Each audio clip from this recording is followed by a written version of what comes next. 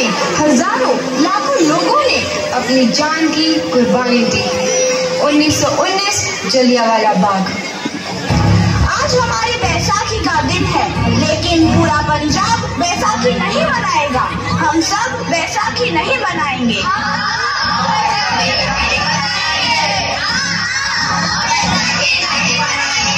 जब तक हम अंग्रेजों को भारत से बाहर नहीं निकाल देते, पूरा पंजाब बैसाखी नहीं मनाएगा।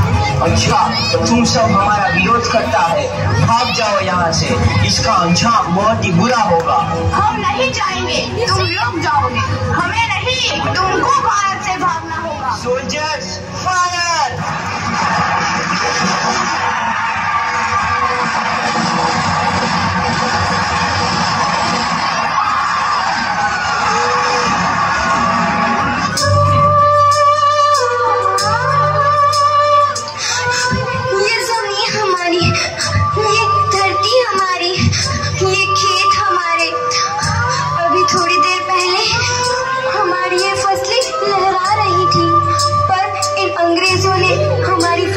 बर्बाद कर दी। इन अंग्रेजों ने एक ही झटके में इन सब फसलों को काट दिया। अंग्रेजों, तुम्हारे इस अत्याचार से हम डरेंगे नहीं। इस अत्याचार का बदला लेकर रहेंगे। हम आजादी लेकर रहेंगे। जलियांवाला बाग हर हिंदुस्तानी की आंख नम कर गया। इस कांड में कितने मासूमों की आहुति चढ़ गई। इतनी हैवानियत से इंसानियत कत्ल कर दी गई। जलियांवाला बाग के हत्याकांड ने आजादी की आग में घी देने का काम किया। मासूम औरतों, बच्चों की दर्द भरी चीखें और सिसकियां इनकलाब का गूंज बनकर उभरी। लाला लाजपत राय, भगत सिंह, राजगुरु, सुखदेव सरीखे क्रांतिकारियों ने भारत की इस जमीन से विदेशी दरिंदों को निकाल फेंकने के मंसूबे मजबूत कर लिए। 8 अप्रैल 1929 लाला लाजपत राय के नेतृत्व में साइमन कमीशन के खिलाफ एक भारी जुलूस निकाला गया। Simon commission, Simon commission, Simon commission, Simon commission, Simon commission, Simon commission, Simon commission, Simon commission, Simon commission. बेवकूफ इंडियंस, तुमको हमारी बात समझ में नहीं आती। Stop this. Simon commission. नहीं मानता। आई से स्टॉप दिस। लाला जी, आप आगे बढ़ो, हम आपके साथ हैं। लाला जी, संघर्ष करो, हम आपके साथ हैं। लाला जी, संघर्ष करो, हम आपके साथ हैं। लाठी चार्ज करो।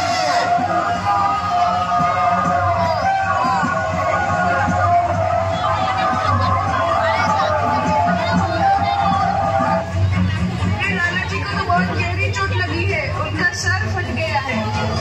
मेरे शरीर में लगी एक एक लाठी अंग्रेजी सरकार के कफन में कील का काम करेगी।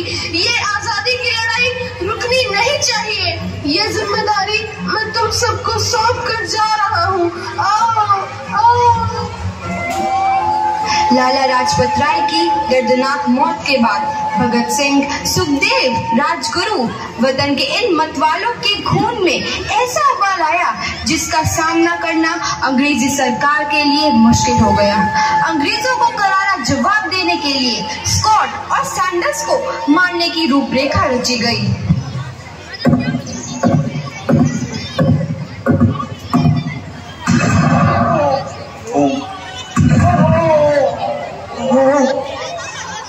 सैंडर्स मारा गया। चारों तरफ तहलका मचा था। दीवारों पर लिखा था, लाला जी की मौत का बदला ले लिया गया है। भगत सिंह समेत सभी वहां से फरार हो गए। 8 अप्रैल 1929 दिल्ली में ब्रिटिश सरकार की सेंट्रल लेजिस्लेटिव असेंबली की बैठक में 2 बम धमाके की आवाज सुनाई दी।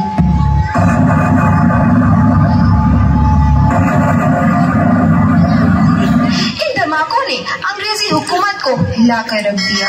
इस घटना को अंजाम देने वाले भगत सिंह, राजगुरु और सुखदेव ने अपने आप को अंग्रेजों के हवाले कर दिया। 1930 को अदालत ने अपना फैसला सुनाया। मुलजिम भगत सिंह, मुलजिम राजगुरु, मुलजिम सुखदेव को दफा 121 और दफा 302 के तहत ये अदालत तीनों को मुजरिम करार देती है और इस गुस्ताखी के लिए ये अदालत इन तीनों को सजाए मौत की सजा सुनाती है। सरफरोशी की तमन्ना अब हमारे दिल में है, देखना है जोर कितना बाजुए कातिल में है।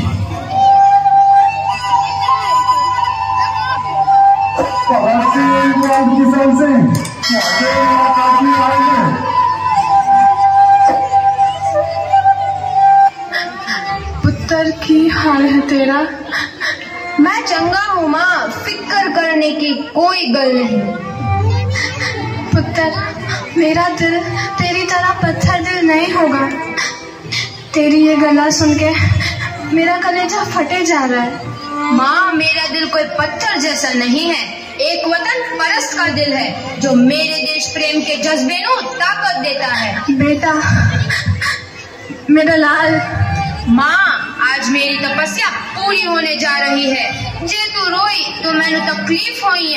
सोच, तेरा पुत्र आज शादी करने वास्ते जा रहा है। फर्क केवल इतना है, वो घोड़ी पर नहीं फांसी पर चढ़ने वास्ते जा रहा है।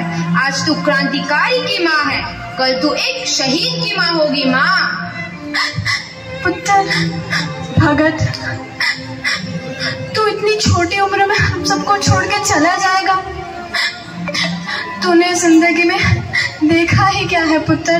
मैंने अपनी माँ देखी है, जिसने मुझे एक ही बात बताई है कि बेटे, अपने देश के लिए एक बार मरना 100 बार जन्म लेने के बराबर होता है।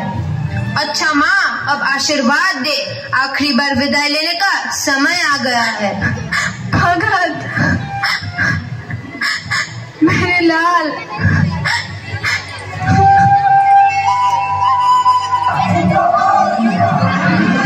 भगत सिंह, तुम्हारी कोई आखिरी ख्वाहिश?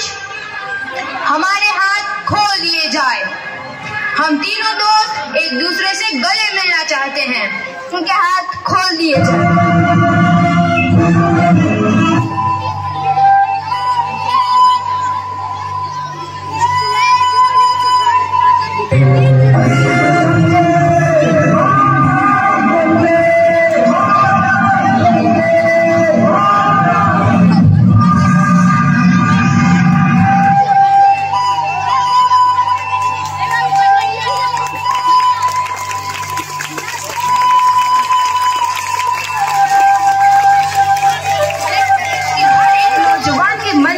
आजादी की नई उमंग हिलोरे लेने लगी।